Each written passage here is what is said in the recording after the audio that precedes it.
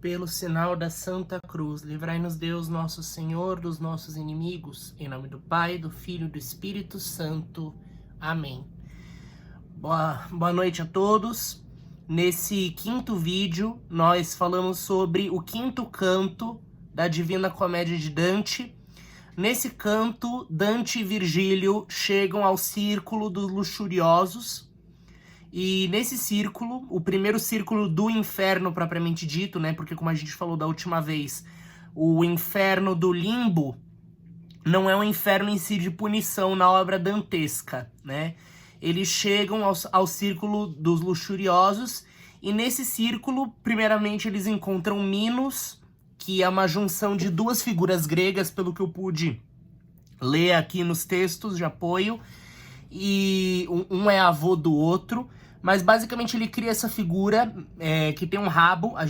Isso não vem da mitologia grega, eu não sei de onde que ele tira isso, mas ele coloca a punição, o círculo do inferno para o qual cada alma é alocada, ele é determinado pelo número de voltas que a cauda de Minos dá em torno dele mesmo.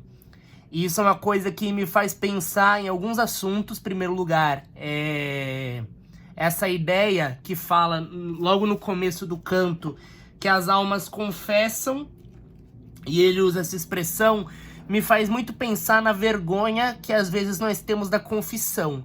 É importante lembrar, no nosso juízo particular e mais ainda no nosso juízo final, no fim do mundo, todas as nossas faltas e todos os bens que nós fizemos, assim como todas as ramificações, elas estarão publicadas diante de todos. Todos vão conhecer os pecados de todos, todos vão conhecer as boas obras de todos, e cada um receberá a boa fama ou a má fama que merece de acordo com os bons e maus atos que praticou.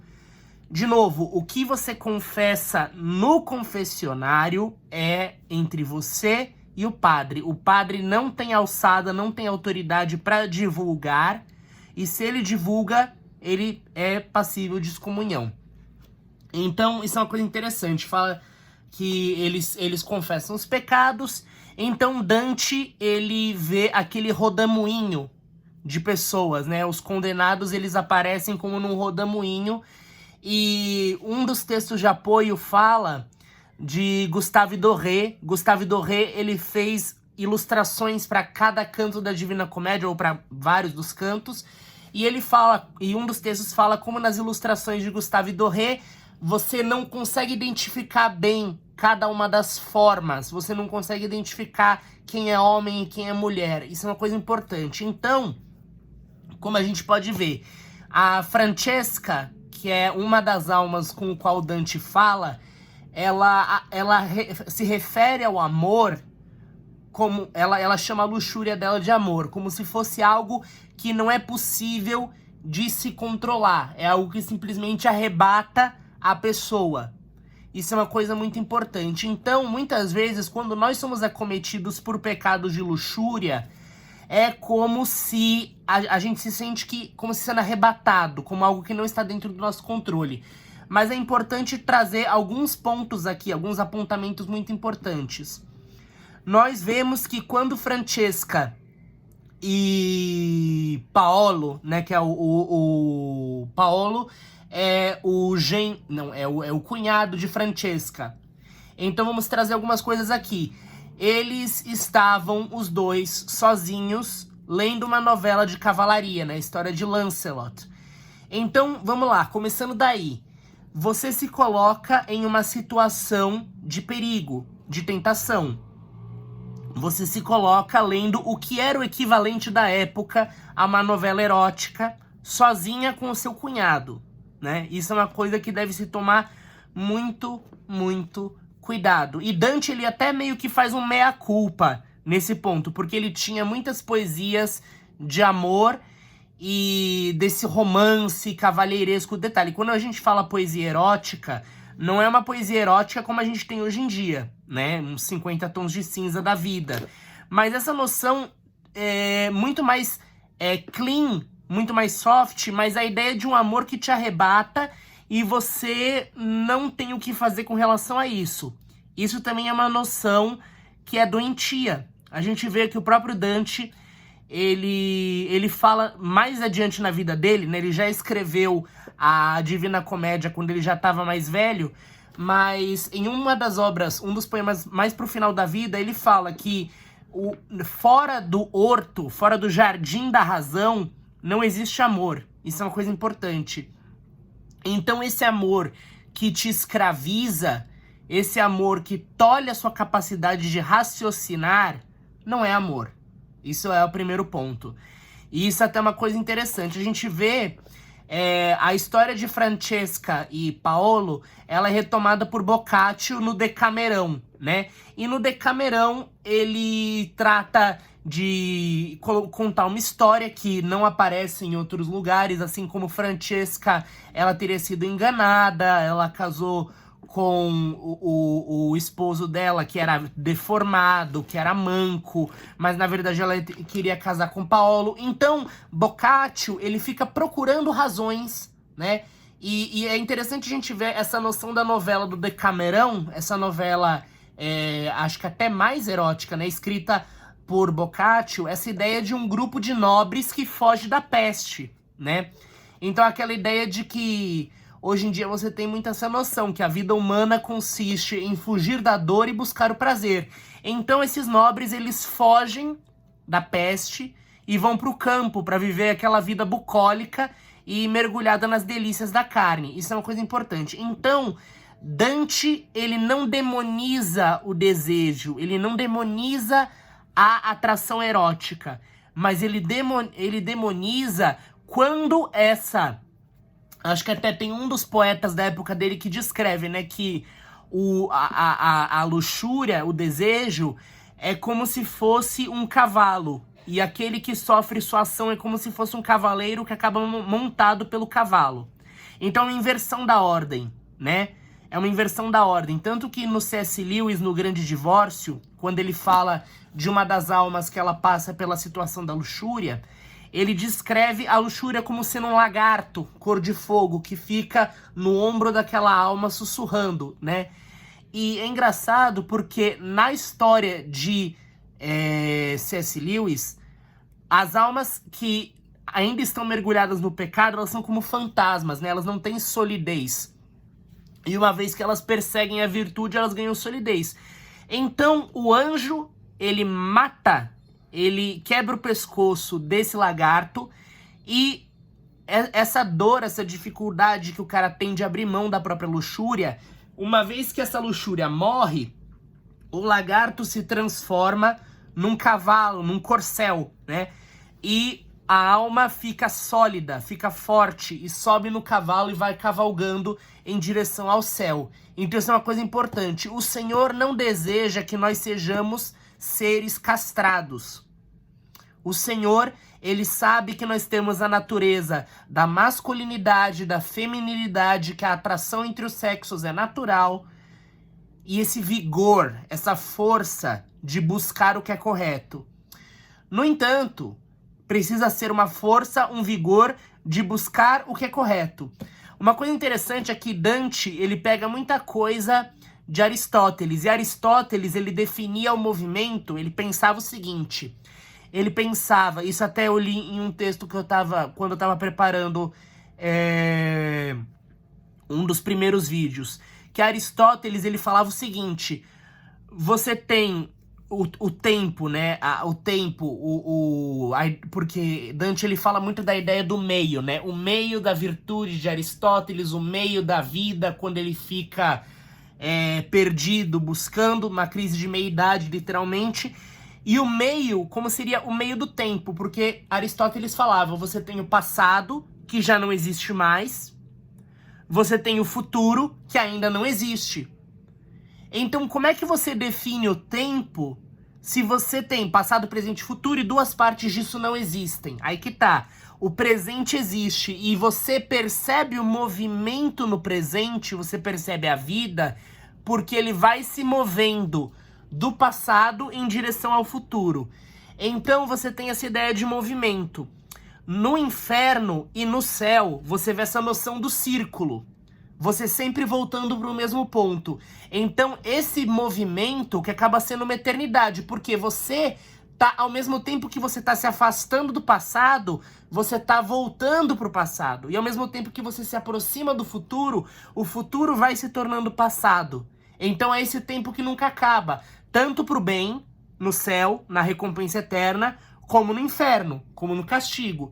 Então, você vê que Francesca e Paolo, que eles estão sempre um olhando pro outro, naquele desejo adúltero imortalizado, aquele momento em que os dois morreram, um olhando pro rosto do outro, né? E aquilo, eles ficam capturados naquele olhar, e aquilo dura por toda a eternidade, aquele torvelinho, aquele furacão de almas rodando no meio da escuridão. É mais ou menos como você vê, esses dias estava quente, né? Teve um monte de bichinho de luz, aqueles bichinhos que ficam rodando na lâmpada, né? É isso, só que é esse torvelinho, só que não de bichos, de almas. E faz muito sentido se você parar pra pensar, né? Porque o que são esses bichinhos, né? Eles são cupins, então eles perdem as asas e eles vão comer madeira, eles vão abrir buracos, eles vão destruir as coisas. E eles têm esse breve tempo de voo, que eles ficam rodopiando em torno da luz. Alguns deles até morrem, ficam secos e ficam esquecidos dentro das luminárias, né? E rapidamente eles perdem as asas e caem. Isso é uma coisa importante. E então você tem esses bichinhos de luz e que causam muito incômodo, né? E que causam esses transtornos para as pessoas. Então, uma outra coisa que é importante que nos textos de apoio se fala, né? A ideia de que esses pecados, eles envolvem muito planejamento porque as pessoas não querem ser pegas. E é justamente esse planejamento que torna a situação ainda pior. Porque a pessoa, ela emprega a inventividade dela pro mal. E a gente vê que no inferno as pessoas, elas perderam. É o que a professora Teodolinda Barolini, lá que tem o comento baroliniano, ela fala do contrapasso, né? Que o castigo no inferno é um contrapasso, uma contraposição do pecado em vida. Então, a pessoa, ela abdicou do seu livre-arbítrio, usou seu livre-arbítrio para fazer o mal. No inferno, Dante escreve como se a pessoa não tivesse mais livre-arbítrio. Isso é uma coisa muito grave. E isso vai muito de encontro ao que o próprio Santo Agostinho falava. Você vê nesses comentários que Dante, ele pega muita coisa de Santo Agostinho. Ele fala, o desejo, se você não regula o seu desejo, ele se torna um hábito. E o hábito, se você não toma cuidado, ele vira uma necessidade. Então, as pessoas falam, eu não... E isso não só pra sexo. Isso não só pra sexo, não só pra pornografia. Bebida, álcool, drogas, o fumo descompensado. Lembrando, o consumo de álcool não é pecado, tá? Só deixando isso muito claro. Porque existe muito puritanismo que as pessoas falam que álcool seria do diabo, álcool seria pecado. Não. Álcool não é pecado, sexo não é pecado, cigarro não é pecado. O que é pecado é o uso desordenado dessas coisas. Você ter sexo com outra pessoa quando você é casado, você ter sexo enquanto você não é casado, que aí seria fornicação, você ter sexo contrário à natureza, que seria sodomia, você praticar sexo solitariamente usando suas faculdades sexuais de forma egoísta, que seria a masturbação, você praticar sexo com outra pessoa à força, que seria o estupro, você praticar sexo com menores de idade, que seria a pedofilia, né? Então uma série de outras coisas. Você ter sexo com seus parentes, que seria incesto. Então uma série de coisas que você vê como essa desordem causa sofrimento. Essa desordem causa sofrimento. Então você vai... É a própria história de Davi com a mulher de Urias. Davi, ele podia ter toda a mulher que ele quisesse. Mas ele escolhe... Ele fica obcecado com a mulher do amigo. E quando o amigo volta, ele tenta aprontar pra cima dele para que o amigo assuma o filho, que é dele, de Davi. Então ele manda Urias ir à casa deitar-se com sua mulher. Só que Urias não vai. Urias diz que precisa voltar ao campo de batalha. Então Davi faz o quê? Ele fala, olha, soldados, vocês levem Urias para o lugar mais perigoso do campo de batalha e o abandonem ali. Então você percebe o dano que aquilo causa, né? Davi, ele virou um homicida. Ele já era um adúltero, ele virou um homicida. E um mentiroso, né? Isso é uma coisa muito importante. Mas ainda assim ele foi perdoado por Deus. Isso é importante a gente ver. Então, as pessoas arrependidas, elas podem encontrar redenção. Isso é uma coisa muito importante. Também sobre isso é interessante a questão dos velhos, a história de Susana, né? Susana e os velhos, que é a história do juiz Daniel, né? Que o juiz Daniel, ele descobre que os velhos acusam Susana de ter cometido adultério porque ela não quis se deitar com eles. Isso é uma coisa importante. E os dois eram idosos, eram sábios, reconhecidos em Israel. Então, assim, o povo confiava neles. Então, quão grande é o dano quando pessoas que têm o poder, que detêm o poder, elas utilizam esse poder para praticar o mal, o escândalo que não causa diante da sociedade. Então, eles se insinuam no jardim. Primeiramente eles sentem vergonha, mas essa vergonha mostra logo que eles são dois velhos sem vergonhas, porque eles tentam observar a nudez de Susana, tentam fazer com que ela traia seu esposo, e quando ela não trai, eles usam da sua posição para ameaçar Susana, que ela só sobrevive porque ela está sendo guardada por Deus e por Daniel. Então isso é uma coisa muito séria, muito séria. Então essas acusações, falsas acusações, também são coisas muito graves. Você pode destruir o bom nome de uma pessoa. A calúnia é uma coisa muito grave.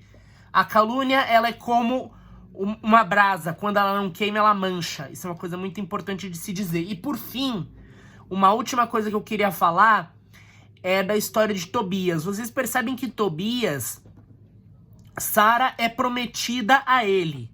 Ela já tinha matado 7 maridos, porque ela era possessa, né? O demônio Asmodeu, ele possuía Sara e matava os seus maridos. Qual é a obra de Tobias? Isso é importante. Tobias, Sara era prometida, né? Então ele já tinha essa promessa de Deus. Mas ele faz um jejum. Então durante os primeiros dias do casamento, ele e Sara não têm relações. Eles ficam orando. E depois que o demônio é expulso, que Rafael, o arcanjo, acorrenta Asmodeu no deserto, eles consumam o casamento e são felizes. Isso é uma coisa importante. Então, a gente entende uma coisa. O ato sexual, ele é bem visto por Deus. Ele é querido por Deus. Para tornar o homem e a mulher próximos, que eles dividam uma vida e que eles criem vida, que eles criem uma família sendo cooperadores de Deus. Isso é muito importante. Porém, é importante que você desterre da sua relação a luxúria, que ele seja jogado no inferno ou no deserto e seja amarrado por São Rafael. E você percebe que o desejo ainda assim permanece. Tobias e Sara são apaixonados. Tobias e Sara são apaixonados um pelo outro. Formam uma família. E essa família cura o próprio pai de Tobias, Tobit, que tinha ficado cego. Então, essa cura até das gerações anteriores, porque os ancestrais, eles, se ainda estiverem vivos, né, eles podem contemplar o bom exemplo dos seus descendentes, ver o que eles aprenderam, e ainda, se estiverem mortos, podem contar com a oração dos seus descendentes. Então é muito importante a gente orar pelos nossos ancestrais, porque nós não sabemos onde eles estão. Então isso é uma coisa muito importante. Então Rafael, o arcanjo que protege as famílias, o arcanjo médico que cura as pessoas, isso é uma coisa muito importante. Então ele desterra Asmodeu. Por quê? Por causa do jejum de Tobias, por causa da obediência de Tobias. Isso é uma coisa muito importante. Então, que o Senhor nos ajude, sempre a confiar os nossos desejos ao bom uso da razão, da graça e do amor. Isso é uma coisa que um dos textos de apoio fala também, que as armas que Dante recebe para lutar contra a sua própria luxúria, que era um dos pecados graves que Dante cometia, são a sabedoria, né, a inteligência, a razão, a graça e o amor. A graça é imerecida, ela vem de Deus, mas nós podemos nos fortalecer na graça frequentando sacramentos e orando. O amor é um ensino que vem através da graça e da persistência. Já dizia Chesterton, né? Ele falava, o que a Bela e a Fera nos ensina, a história, o conto de fadas, é que as coisas devem ser amadas antes de se tornarem amáveis. Então esse amor que transforma, esse amor persistente, por mais que as coisas não vão bem no nosso relacionamento, se você se comprometeu diante de Deus, se você quer a salvação da alma daquela pessoa, mesmo que vocês não estejam juntos, você se compromete a rezar por ela, a buscar o bem dela. Sempre. Isso é uma coisa importante. Então, o amor, a graça e a sabedoria. Você se planejar, você conhece seus pontos fracos, não vai atrás. Não fica no alpendre lendo o livro que você sabe que vai te condenar. Vigia a tua imaginação. Vigia as coisas que você lê, que você ouve, a música.